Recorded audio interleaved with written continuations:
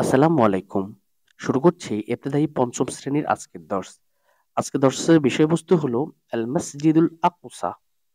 এটা হচ্ছে মসজিদে আকসা নিয়ে, যেটা হচ্ছে মুসলমানদের তৃতীয় কিবলা। এটা নিয়ে তোমাদের এই গল্পটা।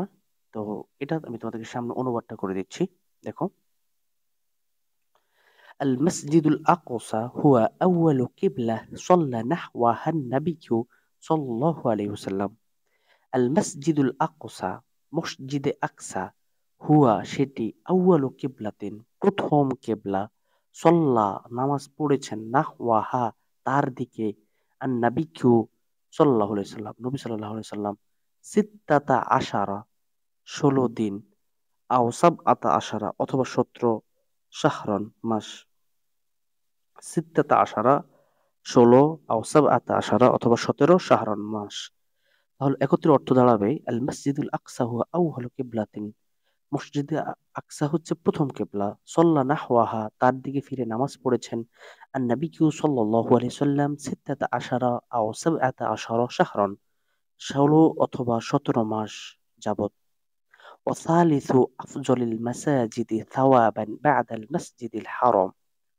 ওয়াসালিসু তৃতীয়, আফজালিল মাসাজিদ তৃতীয় ফজিলতপূর্ণ মসজিদ, সাওয়াবান সোয়াবের দিক থেকে, বাদাল মসজিদুল হারাম মসজিদে হারামের পরে, ওয়াল মসজিদুল নববী এবং মসজিদে নববীর পরে, ফাসাওয়াবুর রাকআতিল ওয়াহিদা অতএব সাওয়াবুর রাকআতিল ওয়াহিদা এক রাকাত নামাজের সওয়াব, ফিহি এই মসজিদে আকসায়, ইউসাউই সাওয়াবা খমসি মিআতি রাকাতিন, ইউসাই এটা বরাবর হয়, সাওয়াবা সওয়াবের দিক থেকে, খমসি মিআতিন খমসি মিআতিন 500 রাকাত, 500 রাকাতের বরাবর, ফি গয়রি হাযিহিল মাসাজিদিস সালাসা এই গয়রি ব্যতীত, হাযিহিল মাসাজিদিস সালাসা এই তিনটা মসজিদ ব্যতীত, অর্থাৎ এই তিনটা মসজিদ ব্যতীত অন্য কোন মসজিদে 500 রাকাত নামাজ পড়লে যে সওয়াব, সাওয়াবু রাকাতিন ওয়াহিদাতিন ফিহি এই মসজিদে এক রাকাত নামাজ পড়লে সেই পরিমাণ সওয়াব হবে। আমি অর্থটা আবার বলছি, সাওয়াবু রাকাতিল ওয়াহিদা এক রাকাত নামাজের সওয়াব, ফিহি মসজিদে, ইউসাউই বরাবর হয়, সাওয়াবা খমসি মিয়াতি রাকাতিন 500 রাকাত নামাজ পড়ার বরাবরই হয়, ফি গয়রি হাযিহিল মাসজিদিস সালাসা এই তিনটি মসজিদ ব্যতীত অন্য কোন মসজিদে নামাজ।